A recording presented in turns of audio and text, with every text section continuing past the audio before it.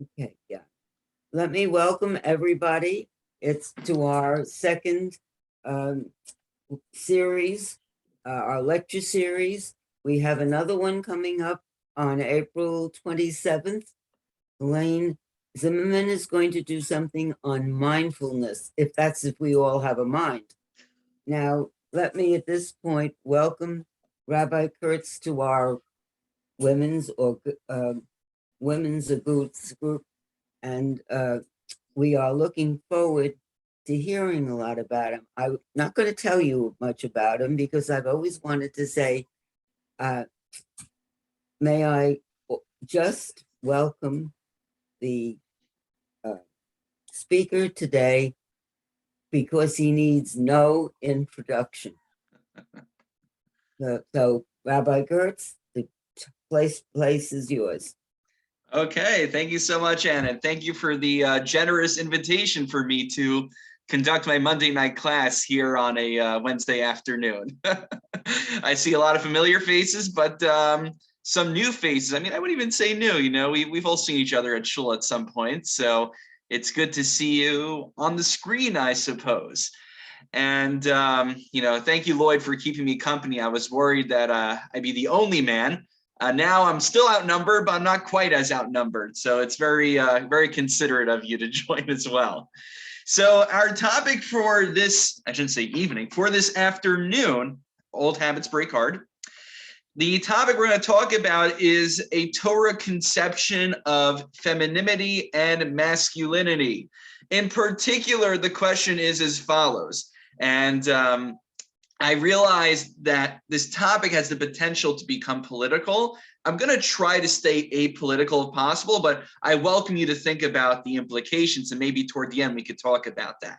But basically, there's no secret that here in the 21st century, and every year it only becomes more true, that Western society is moving in a direction where gender distinctions and norms are continuously being dissolved. I can see, Ruth, you're in agreement over here. And this is just a fact of the matter. And the interesting question is how the Torah would approach this. In particular, the prism, the lens I want to look through is a prohibition in the Torah called lo yilvash. So let me share the screen here, and hopefully this will work. You guys see the screen? Just give me a thumbs up. Okay, great. So, okay, our Monday night folks will recognize a little bit. We did like a preliminary part 1, and I said I was going to do multiple parts, and then I never got back to it. So this will be everything in one shot. So we'll be skipping over a few stuff, but you're going to get all the essentials today, God willing. The verse goes as follows. Let me zoom in a little bit, just a little easier on our eyes. Lo yiach li gever al isha. There shall not be a clay gever. We'll just translate right now as a man's garment upon a woman. Lo yilash gever simlas isha. And nor should a man wear, well, again, we'll just translate as garment for now. A man shall not wear a woman's garment. Why? Ki toavas Adonai lehecho kol se'ela, for it is an abomination. It's abominable to God, anyone who conducts themselves in this manner. Now, what exactly is it? So this seems to be an isser. It's a prohibition. The Torah forbids men to dress as women and women to dress as men. So I'll tell you something really crazy that went on these days. I only discovered this maybe 2 years ago, and hopefully you've never heard of this, but if you did, then you'll know why this is crazy. There's something called a drag queen, which are these men who dress up as women in a promiscuous manner, I might add. And I'm not particularly sure what they do. Thank God I've never actually had to see one of their shows actually live in person or on the computer, but I've read a few articles in the Wall Street Journal and other places to get a sense of what they do. Again, basically men who cross-dress as women, apparently for entertainment purposes. I really don't understand what the entertainment factor is, but apparently there are a lot of people in this world who, for some reason, enjoy that. And our society has gone in a direction where there's even been libraries in the United States of America that during children's reading time, they invite one of these drag queens to do story time with the children. And so this is really the direction. I don't want to say like the entire United States is like, certainly not, but there's certain segments, there's certain segments of culture in the United States and Western society today that celebrate the breakdown of gender norms and gender distinctions. So the question that we want to address is as follows. In a society where gender norms and distinctions are continuously being dissolved to the point that one day there may almost be no meaningful distinction functionally between a man and a woman, what would the Torah say in terms of the issue of cross-dressing? And we'll see in a moment that it's a far more wide-ranging prohibition than just that. So I want to take a look, but I want to take a look at source number 2. I'll bring it back on the screen. Source number 2. This here is a passage in the Talmud. It is the locus classicus for this sugya, for this discussion. The Talmud wants to address, we have a pasuk, we have a verse in the Torah that says, men and women shall not cross-dress. But the Talmud wants us to understand what are the parameters, what are the details of how wide-ranging or limited this prohibition might be. So it's a dispute between a group of rabbis versus Rabbi Eliezer ben Yaakov. Let me scroll down a little just so you could see the translation, though I will be translating as well. We paskin, we hold like Rabbi Eliezer ben Yaakov. Rabbi Eliezer ben Yaakov, it says in the Talmud also in Yevamos that Mishas Rabbi Eliezer ben Yaakov Kavanaki, that Rabbi Eliezer ben Yaakov, he doesn't take, he wasn't prolific in terms of how many halachic decisions he issued, but we know that on the occasion that he did put his foot down, that he did make his opinion known, we know that he's someone we're supposed to listen to. I remember when I was growing up as a kid in my young Israel, back in Far Rockaway, there's a gentleman named Rabbi Bronstein, and he always sat in the back of the shul, a very quiet, very humble, and very knowledgeable fellow. And, he's not the one to complain. He's not the one to raise his voice or to make his opinions heard. But on the rare occasion that he would make his voice heard, we knew that we should at very least give ear and listen to what he has to say. And chances are he's making a very compelling point. There are people in life that, they have an opinion on everything. All right, shkoyach, you have an opinion on everything. Why should I listen to all of your opinions? But people who are reserved and don't often share opinions, unlike myself, people, I have a lot of opinions. I guess I fall in that category. But people like Rabbi Eliezer ben Yaakov, who are more reserved and choose when to voice themselves on an issue, those kind of people we need to give ear, we need to give more credence to. So Rabbi Eliezer ben Yaakov, how does he understand the prohibition of cross-dressing? Well, he says actually it's not just an issue of cross-dressing, but I would term it's a broader issue of cross-conduct, of men conducting themselves like women, women conducting themselves like men, and dressing is but only one, maybe the most common iteration of it, but it's more far-reaching than just dress. What does he say? How do we know that a woman should not go out with weapons to war? That a man's kalim, his utensils, his items, they should not be upon a woman. So she should not bear arms, not just clothing. She shouldn't even bear weaponry. And what do we do with the verse where it says a man shall not dress like a woman? That a man should not give himself tikkunei isha. What's tikkunei isha? Presumably they translate as cosmetics. A man shouldn't be putting makeup on himself. A man shouldn't be dressing or even conducting himself in a female manner. I don't quote it here on this sheet. It's for a more comprehensive 2 to 3 part mini-series. But men are not supposed to look in the mirror, according to the Gemara in Avodah Zarah. Now, it doesn't mean not to look in the mirror for a second, probably, but it means to gaze in the mirror. Men are not supposed to. Yeah, let me just finish expanding on this idea, and then I'll take your question, Phyllis.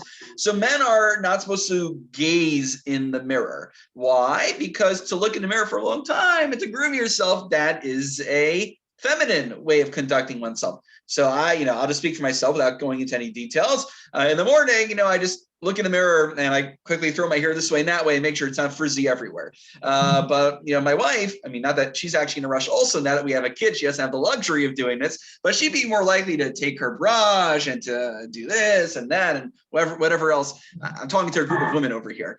By the way, I just need to say at this point during this year, I know this is, I'm a man talking to a group of women. Now you might be asking, why did I pick a topic to preach to women about femininity? I was asked to talk about women in Judaism. That's what I was told to talk about. So in case any of you are wondering why I'm talking about that. Okay, now Phyllis, you had a question. Yes, I know that there's many questions about what these laws mean, but how do they get away with, in particular, women going into the army in Israel? Excellent. And I was waiting for someone to ask that. Thank you, Phyllis. Right. So in the Israeli Defense Forces, there are combat units with women in it. And you know what? This is a very divisive issue within the religious Zionist community in Israel, within the Dati Leumi community. And I'll tell you what, many rabbis there say that women have no business going to the military. That's why they have something called Sheirut Leumi, national service, which women can find other ways to serve and give their time to the state of Israel and to the Jewish people without having to serve in the military. I would add one layer of nuance, by the way. Just because one serves in the military doesn't necessarily mean that they're in a combat unit. There are people who have to do the cleaning, there are people who have to cook the food, there are musicians, apparently, there's a band in the military. So there's many different, there's intelligence units. So there's many kinds of capacities that a person can serve in IDF without necessarily having to be on the front line combat unit. So that would be a way to obviate that issue. Irene, I see you're raising your hand. Yes. How about carrying guns? Served in the military in Israel in intelligence. That's another area that women can serve in that's non-combat. Exactly. The intelligence unit. It's a perfect example, Irene. I'm talking about more than them, just talking about women carrying the guns. They're not supposed to be, according to this, carrying guns. Okay. So that we need to look back at the actual source. So Phyllis, you point out something very good here.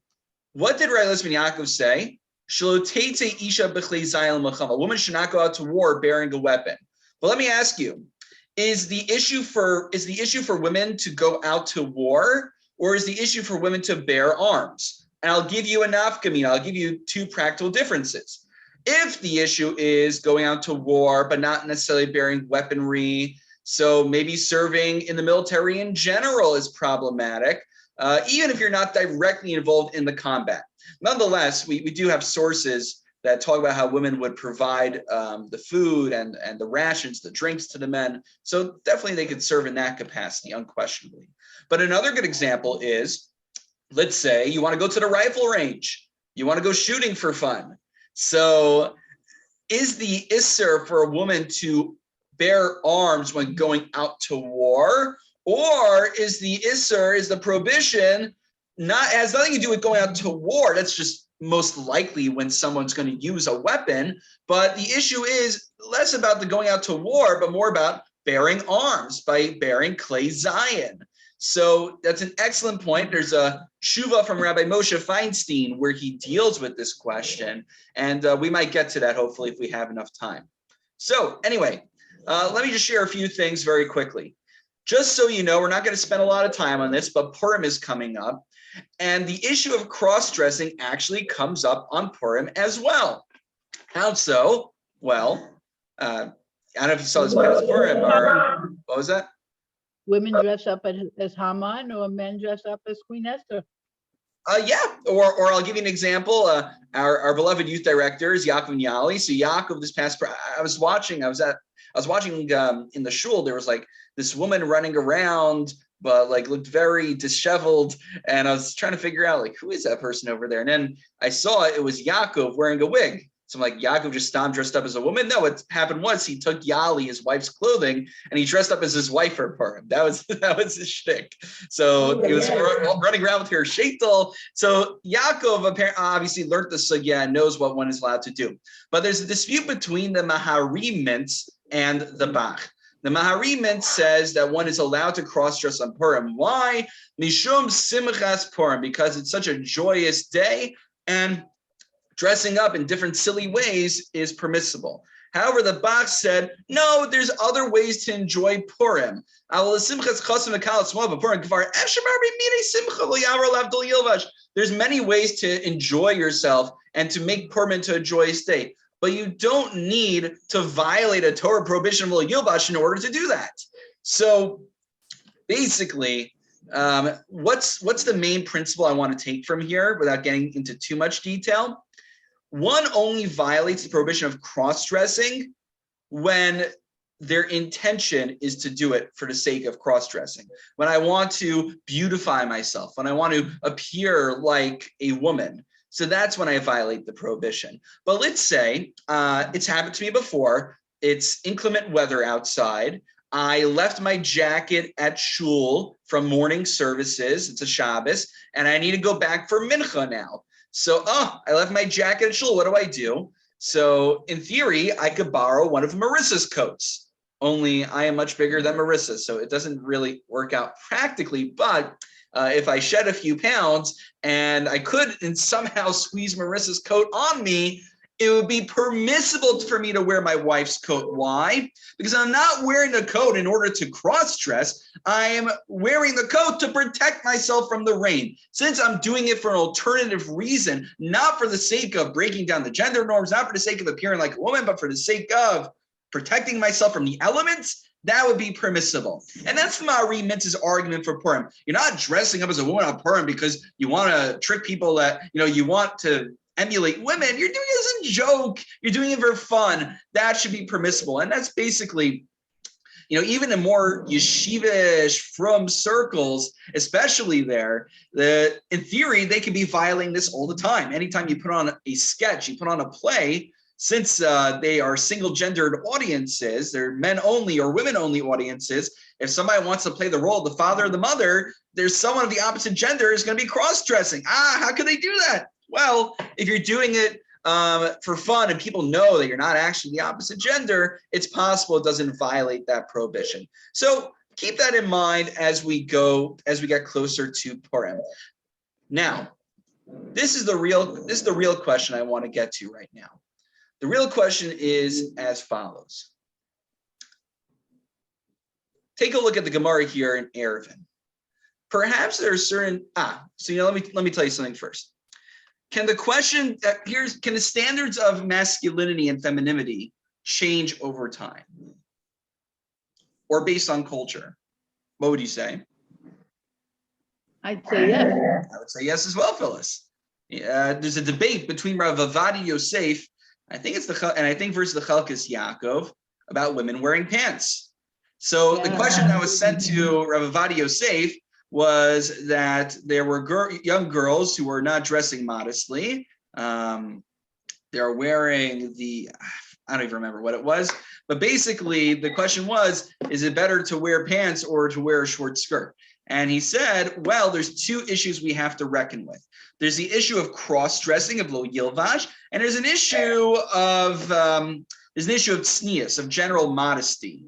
So while he said if someone's wearing form-fitting clothing, that could be a problem with general modesty, women wearing pants does not violate lo yilvash. Haraya, you go into Lord and Taylor's, Zichrono Livracha, you go into another store, there would be a men's section of clothing and a women's section, right? There'd be 10.5 floors of women's clothing, and then a little shack in the corner somewhere with all the men's clothing, right?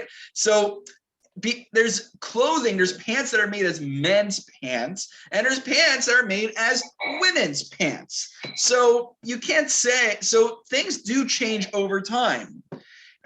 It's a debate between the Rashba and between the Ran, but that's how most conclude. So let me ask you the question.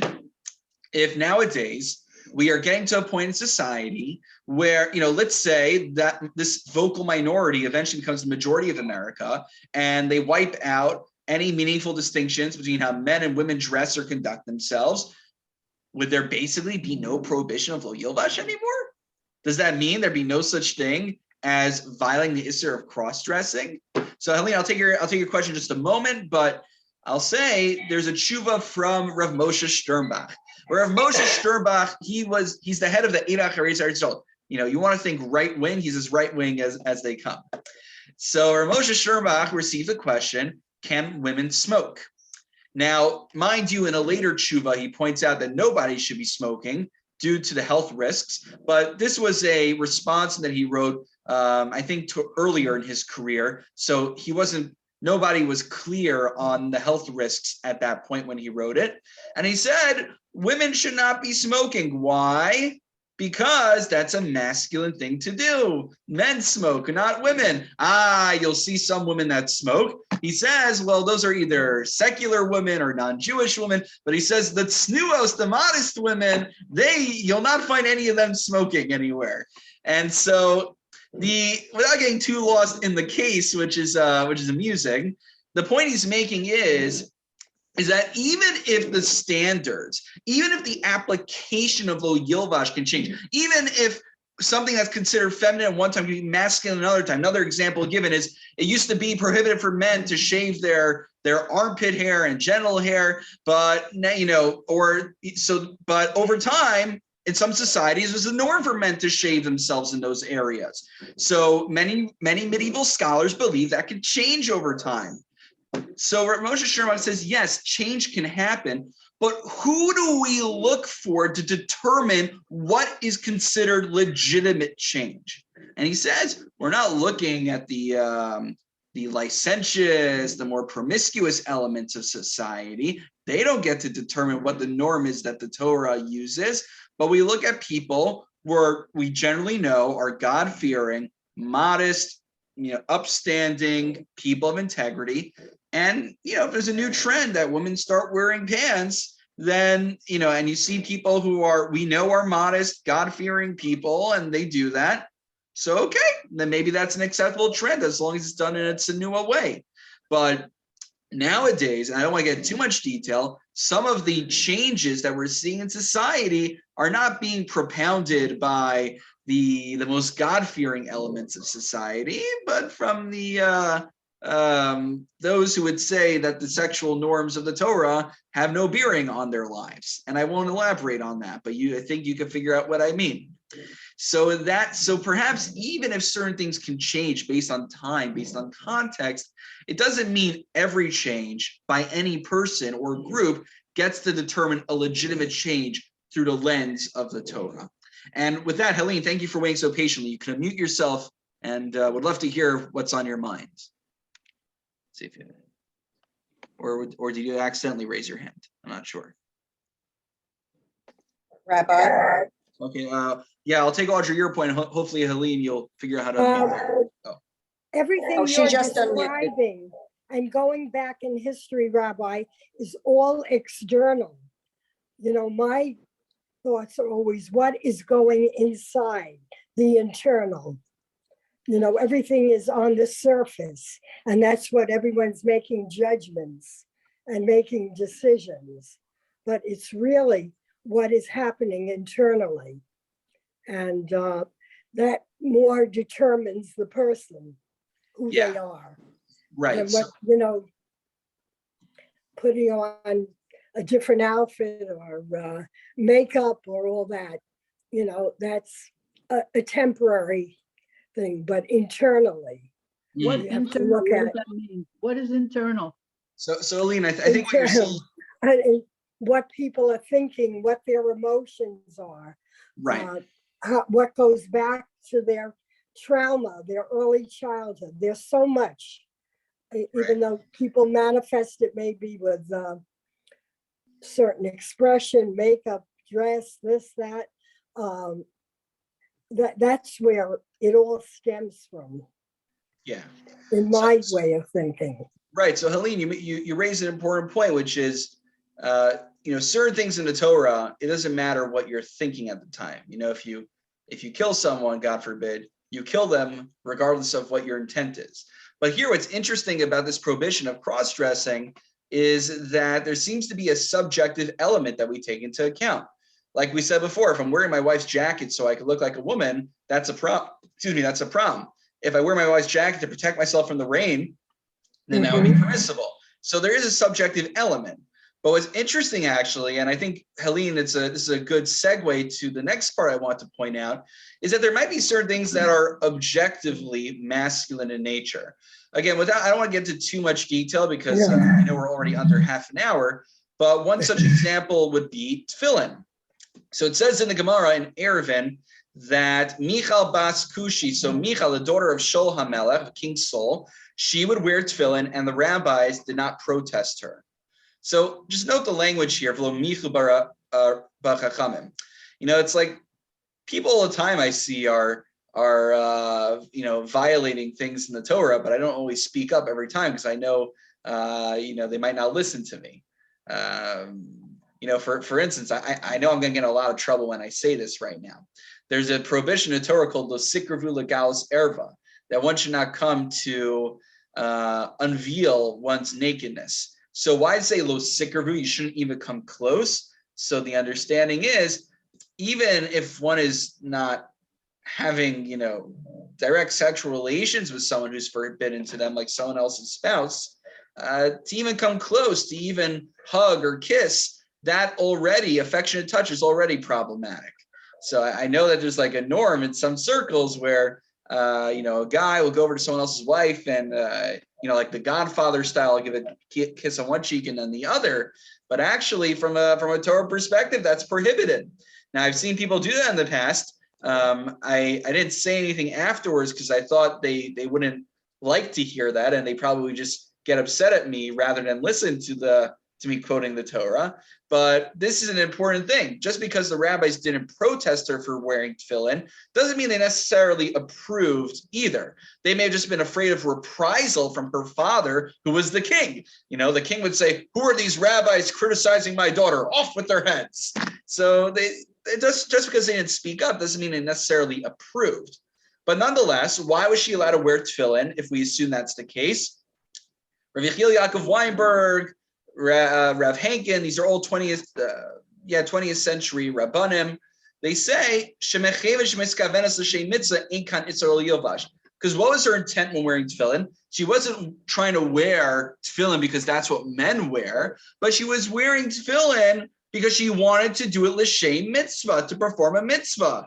So his argument is the same way I could wear my wife's jacket to protect myself from the rain. I'm not trying to look like a woman. I'm not trying to emulate femininity. So too, Michal was not emulating masculinity by wearing tefillin. She just wanted to perform a mitzvah. So that's why it was perhaps permissible for her.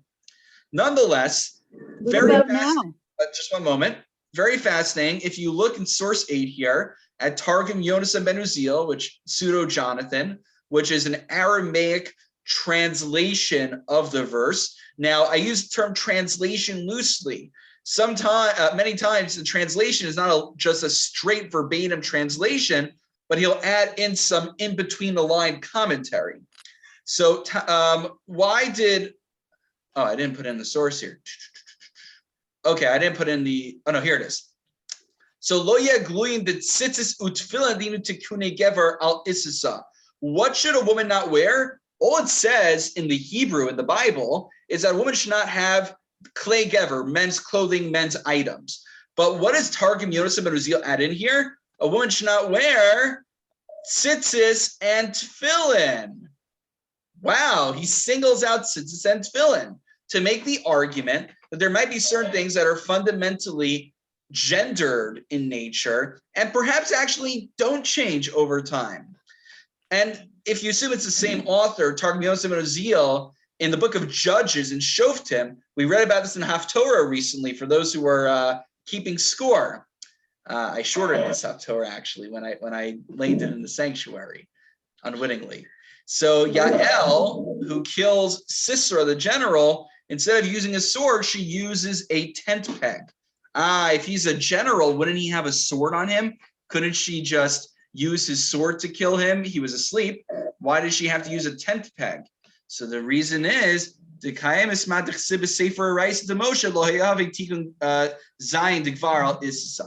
she didn't want to violate the prohibition of bearing weaponry, which also is arguably fundamentally a masculine thing to do, is to use weaponry. So I don't want to get too much into it, but it's possible there's certain things that even as far as time changes, they remain gendered inherently by the Torah. So those are a few things just to bear in mind, but we don't have time to elaborate on it too far. The final thing I want to ask you is as follows, and I'm just going to ask. I'll take all questions at the end. I just want to make sure we get through all the material. Well, I guess, but you can answer this question that I'll share. What's so bad?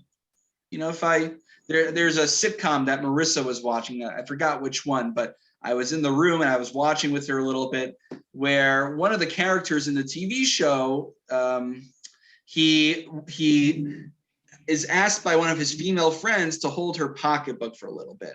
And then he starts walking around with the pocketbook. He's like, oh, this is like really useful. I could keep my phone in here. I could keep my pens in here. I could keep my wallet in here. He's like, why don't men walk around with pocketbooks? This is like amazing. You have this like thing here that is everything, your notepads, everything you need could just fit inside this pocketbook. Well, why haven't men figured this out? So he starts walking around and everyone's like staring at him like, what's wrong with this guy?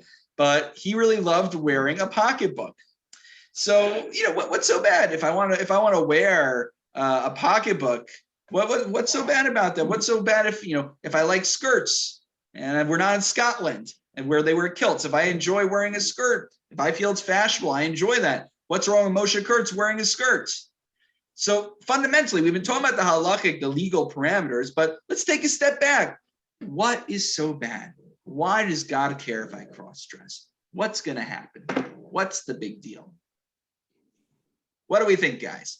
What's the big deal? Why should I not be allowed to cross-dress? Audrey. Robbie, looking at pictures, paintings in books on walls, the men of yesteryear were wearing what I would call a shmata, it's like a robe. They're not wearing, I don't know, one of these days I'm going to remember to Google when pants came into style for men.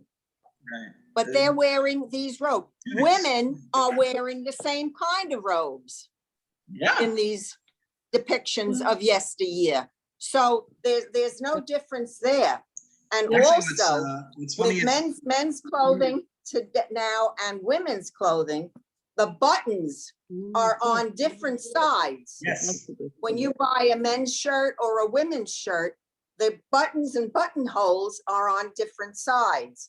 I'm really not sure if the flies on pants, like dungarees have zippers on women's pants. I'm not sure if that's different. I've really never investigated that, but that's a difference. And if you're going to wear your wife's jacket to be protected from the weather, I want to wear pants to protect my legs from the winter. So what's so terrible about that? Right. And I would agree. I think, if I'm not mistaken, I think I could be wrong. Women actually started wearing pants, possibly because of menstrual concerns. It was easier. So it's an excellent point. Question. And also sitting in general, so that we don't excite you with men. If you happen to look at the women's section in shul and there isn't a divide or from the balcony and up, if we sit in a skirt that's not down to the floor, so then our knees are exposed and our skin is exposed. So it's a distraction for you men who, God forbid, you might get a sexual desire just looking. So why can't I be protected? Why do we have to protect the men all the time? So there. I should have been careful coming into the Yay, Audrey. Person who very rarely talks up during classes is all of a sudden opening up. because the men are outnumbered here. By the way, Rabbi, men have this thing called a men's purse. Yes. Men's purse. There are special kind of purses now for men. Right, and many briefcases. Yeah. Men Well, carry them for years. Yeah. And the Crazy. Kohen Gadol, he wore pants and he wore a meal, I guess it was that he wore, Yeah. which looked like a robe of some sort. And he wore a fancy kind of hat? jeweled, a breastplate, like women's jewelry, you might say, of today. Right, that's And- right. and, Right. And I think all the examples you guys are giving are great examples of things that have become accepted, have cross-gendered lines. But that's because once there are, I guess, men's purses being made and they're marketed as men's purses, they're not female clothing because they are made for men. That's the idea. Is that rabbinic? Is that permitted in the ultra or in the? Well, you know what's funny? I regular think Hasidim on their bekishas, on their long coats, they actually button it the same way as women do, to the other side. I have my button. I have my buttons on my right, and it goes into the left. But women, you said, is the opposite, right? Yes. So I think Hasidim actually have that on their bekishas. Rabbi, what really depicts what is happening today and what has made, as far as I'm concerned, the change is that women are as educated as men. That was a big, big step. You could talk about this outfit, all the other external things, but this is where right. man has to validate women more so than they ever did from early on. And to some, I think it even, if I have to be honest, poses a threat. Because women are now moving up. They're into the similar professions. Yes. They offer, they contribute. So to me, that was the biggest change. Right, education. If you think back in biblical times to now, that women are on the same intellectual and personal level. And that was Rabbi Joseph B. Soloveitchik. I'm sure we've heard the name at some point. Who's my mother's kind of like best the founder friend. of modern orthodoxy here in America. So that was his rationale for why he was so adamant about teaching women Talmud, teaching women Gemara, because he said it's a shanda that all these women, they're getting their doctorates, they're getting all these degrees, they're learning sciences and literature on the highest of levels, and what, they should know Torah on the level of a fifth grader? That's absurd. And so that's why he made such a big push for women to study Talmud. And by the way, that's why I make such a big push. That's why we have our weekly. If you guys don't know about it yet, I know many of you are on it already. We have a weekly Talmud class on Thursday nights. I had the time. All right. I mean, obviously, each and every Wonderful individual needs to feedback. figure out what works for them. But that's a huge point. I mean, that speaks to your point, Aline, that education, thank God, has become more available today, not just to men, but to women as well. It's become more democratized. And so if one is spending so much time studying all these secular subjects, why not study God's Torah on at least with the equal amount of dedication and level of sophistication? So I think it's Doesn't it say that the mother is supposed to teach the children? Mhm. That was also part of the argument.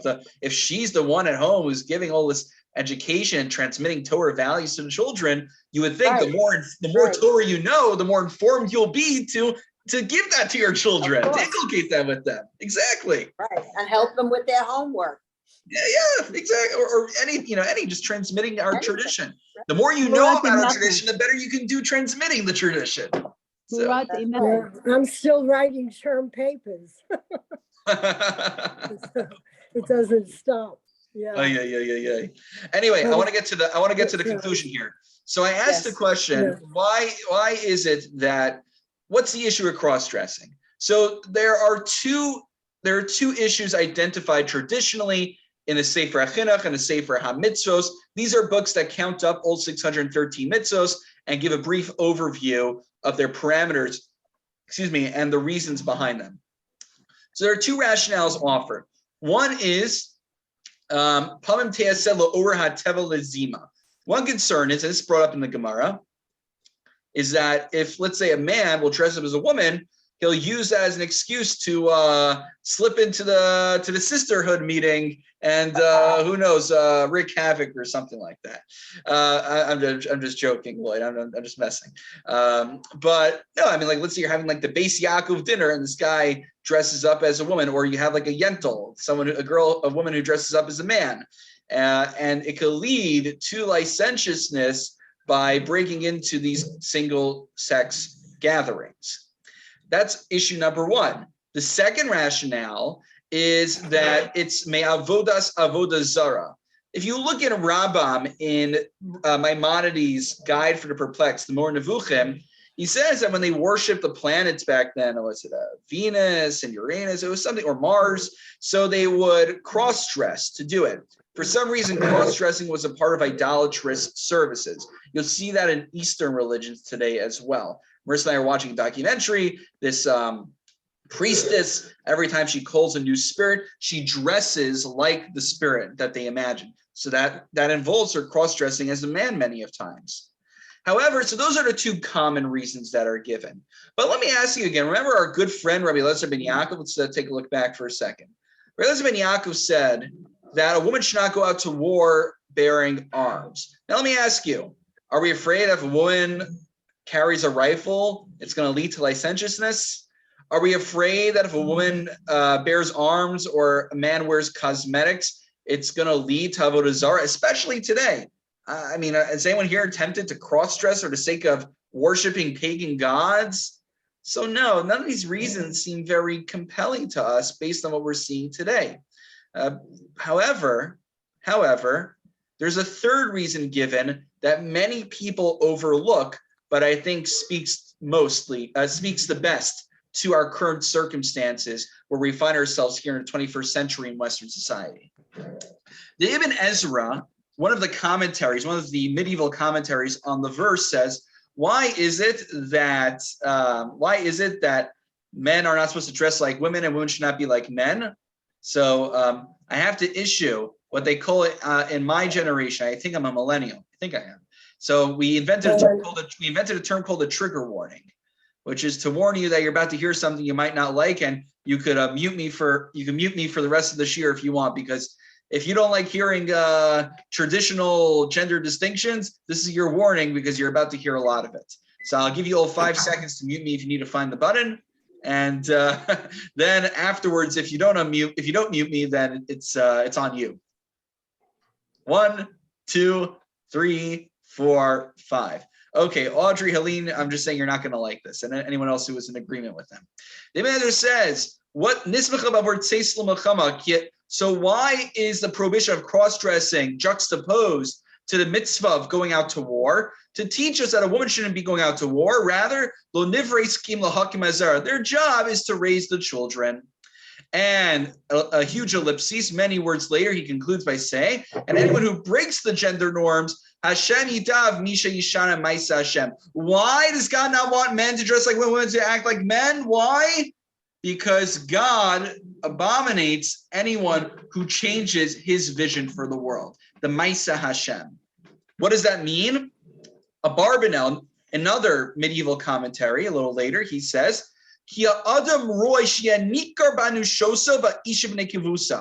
a man should be recognized in his manliness and a woman in her womanliness, in her femininity. And therefore, why is it that this Isser, this prohibition of cross-dressing, is juxtaposed to the mitzvah of carrying a load for someone who needs help? To teach men that men shouldn't be dainty, but rather let them gird their loins and, help somebody out. Same idea as Ibn Ezra, that men are supposed to be men, women are supposed to be women, and that should not be changing. And if you don't want to hear from them, I'll give you a few more sources to drive the point home. Rabbein Bechaye on why men are not allowed to get rid of their beards, which I guess I keep only half of that halacha. No, I'm joking. I don't use a razor, so therefore I'm keeping it. But why is it that men are supposed to have facial hair? To distinguish them from their female counterparts, so that men are men, women are women. Why? because it's about maintaining the integrity of Maisa Bereshis, of how God created the world. There's a story in the Gemara in Maseches Shabbos. Let's just see how much time we have left. Okay, good. We'll finish this by 2:30. There's a story in Maseches Shabbos. This is a wild one. Tanu Rabbanan.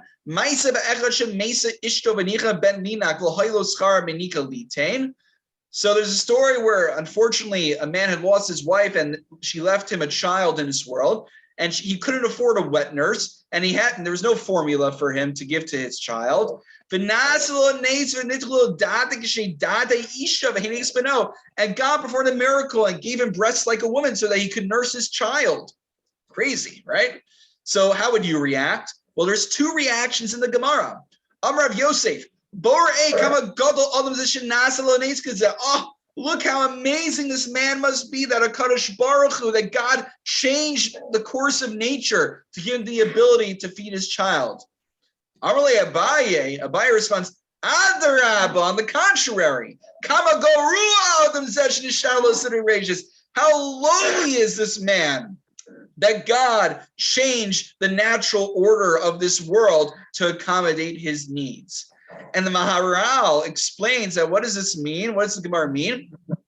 That God created Maisa Bereshis, and God created certain norms for this world that he does not want to break. And one of those norms that God created into the very fabric of this world is the nature of men and the nature of women as being two distinct units. Take a look over here. And lest you say, oh, these are all medieval rabbis. Well, take a look at Rabbi Samson Raphael Hirsch. He's pretty recent. Was it like late 19th, early 20th century, I believe. Rav Shimshon Raphael Hirsch. And he was known as a pretty modern guy for his time, a very posh rabbi in Germany at the time. So very, what you would call modern Orthodox today. He says, what is the reason why God forbids cross-dressing? He says that a man is not to prink and, this is a weird translation. I think it was written in German originally, but this is how it was translated into English in the Rabbi Hirsch Chumashim, which we have a set or two at our shul. That a man is not to prink and prank himself in an effeminate manner. It seems to us as clear that according to the way of taking it, the prohibition is not so much disguising one's sex by dressing in female clothes as forbidding each sex that which is more specifically pertaining to the nature of the opposite one. A man is just as little to get himself up with powder and paint and lipstick, which is all quite in order for a woman to do, and it's in accordance with feminine nature as a woman is to appear in a profession which belongs to the nature of men. So Helene, to your point over there. But the point I want to take away from all this is, in the first part of our class, we talked about how the prohibition of cross-dressing, cross-conduct, there's a lot of leeway, there's a lot of leniency. Most things, if you're not intending to do it for the sake of cross-dressing, it's okay. And even the things that might be considered cross-dressing in one time, if you go from one culture to another culture at a different time in history, the definition of what's masculine and feminine can change over time. And you know what? I would say we can adopt a very liberal position on this, that women's clothing is what society calls women's clothing. Men's clothing is what's considered men's clothing. But what's the issue that's going on in society today? The debate has shifted. The debate is no longer figuring out and parsing, are pants for women for men? Is it for women also? Can a man have a man purse? It's no longer about the details. It's that there are people who fundamentally want to deny and want to dissolve any meaningful difference between men and women. We can talk about the details. We can talk about the parameters. We can talk about what things change at what time, fine. But what's perfectly clear, what's unequivocally clear from these commentaries from the Torah is that there's supposed to be something called men, which do men things, and there's supposed to be women, which do womanly things. Does that mean that a man needs to be a muscle builder or a woman needs to walk around with in pink shirts all the time? That's not necessarily what it means. I don't think that's what the Torah is saying. A man, I think it used to be that men are not allowed to show emotion. Today, that's changed in society, and men are allowed to show emotion publicly. or it was more looked down, like you're less manly if you show emotion and if you shed a tear.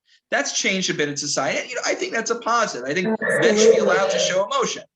Now, so there are some positive changes, but there's one thing that everybody, no matter how conservative or liberal you are on this Isser of Lo Yilbash, everyone needs to agree that there's something called men, something called women. We can talk about the details of where the lines are of distinction between the genders, but we at least have to acknowledge there's something called men, something called women, and that's how God created the world, and that's how God intends it to be.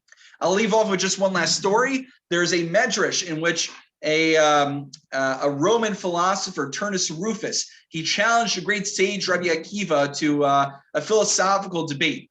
One of the questions he raised was, why is it that baby boys are born pre-circumcised? I would think if God is perfect, let him create baby boys circumcised already. Hashem can do, if your God is so great, why can he do that? Why do you have to make you do it? So Rabbi Akiva answered that God gave the mitzvos to us, l'tzarif abrios. God gave us mitzvos to refine us so we could partner with God on making this a better world. God set for us a foundation. God set for us a vision for this world.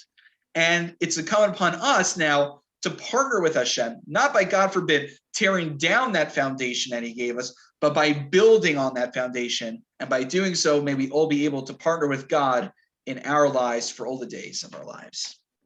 So I will conclude over here. I'm happy to stay on and take questions, but it's 2:29, so I finished a minute early. I want to thank you all for your time this afternoon. It's been really wonderful learning with all of you, hearing your insights and questions. And we should do it again sometime. Rabbis, Rabbi. these rabbis are probably turning over in their grave. They were talking about cross-dressing. They didn't know anything about the transgender thing that's going on today in the world. Which Right. So is that by the way, horrendous. I think a lot of sources we learned could inform the question of transgender identity. I purposely didn't go down that route because honestly, the question of transgenderism really is deserving of its own separate shear, because there's a great shoot at Tzitz Eliezer that talks about gender reassignment surgery. And there's actually a debate, not that one's allowed to do, but if one post facto undergoes a sex reassignment surgery, if it actually is recognized by halacha. So we can talk about that another time, but I'll have to leave that for another shear. What about women going to work? Work in general? Yeah, you're supposed to stay home and take care of the babies. Yes, you want to know what's so funny about it? To a certain degree, the yeshivish world, the Haredi world, is the most progressive on this, because what happens? All the men learn in kollel all day, so they expect their wives to go out and work. Now, what they would say, by the way, what they would say back is that there's different kinds of professions. You'll see that most of them wind up becoming teachers, become like an OT, a PT, jobs that enable one to raise a family. You know, I mean, not to say my wife is more liberal than I am, which isn't saying much because I'm not. You could tell I'm not so liberal. But Marissa's a speech therapist. She didn't become a speech therapist because she's like, women only belong in the speech therapy field. She just happened to pick that, and happens to be it's really good because she gets home at 3:00. So, you know, we could swap the baby. I could pick up the baby from daycare, which actually I need to do very soon, to pick her up at 3:00. And then she grabs her and I could go to shul for mincha and do my evening shiurim. So the issue wouldn't be women in the workforce per se at this point, but I think the debate you'll see within the Orthodox world is if all professions are considered appropriate. In the modern Orthodox world, honestly, you don't even see people debating this. So that's considered anathema to modern Orthodoxy to even debate that. But it's an excellent point that you raise. I would say the military. And you associate guns with military. What about women who are at home and have guns to protect the family? Very good. I mean, I know a lot of Israeli women and a lot of American women Very who good. carry guns. Excellent Yes. point, Audrey. So there are two tshuvas. We didn't go through them. One by Rabbi Moshe Feinstein, who was the primary rabbinic authority of America in the late 20th century, and Rabbi Avad Yosef, his Sephardic counterpart in Israel. And they both address the same question. Ramosha Feinstein was talking about women living in the settlements, in the shtachim, and if they want to leave their yishuv, they want to leave their settlement, they want to know that they're not going to be killed by terrorists. So can they bear arms? Right. Ramosha Feinstein has a whole lengthy tshuva in which he says that there might be a difference since they're not going out to war. There's a difference maybe between an assault rifle, a military grade rifle, versus something like a pistol, which could arguably be more for self-defense. That's a distinction he makes. Rav Yosef's case is about women who are moras at a school. They're teachers at a school. There's a debate in America today. Should we be arming our teachers? And there's a legitimate debate to have about that. So there in Israel, it wasn't a debate. It was an obvious course of action. And so Rav Yosef said, look, this is pikuach nefesh. People's lives are on the line. And that would supersede lo yilvash, just like it would supersede anything, almost anything in the Torah. Very good. Rabbi, the bottom line is there's always a back door or another road. Sometimes yes, sometimes no, but that's the point I wanted to make. It just takes time. Yeah, well, maybe in some religions, but that's the point I want to make. The point I want to make is that there's built-in flexibility. There's built-in flexibility to these laws, but fundamentally, the moment that you say that the idea, the notion of there being something called men and women is problematic, is offensive, is against our beliefs, you've gone against Torah beliefs. No, that's different. That's the point I want to make. There's always room for machlokes and disagreement, but there's always a red line somewhere, which is, there's always debate within the purview of the Torah, but it's once you go outside of that purview, that's when it becomes problematic. Okay? So wonderful. Thank you. Thank you all for your time. Excellent. Thank you so much. Very good. Thank Very, you. very good. Thank you, Anne, for you. organizing it again. Take care.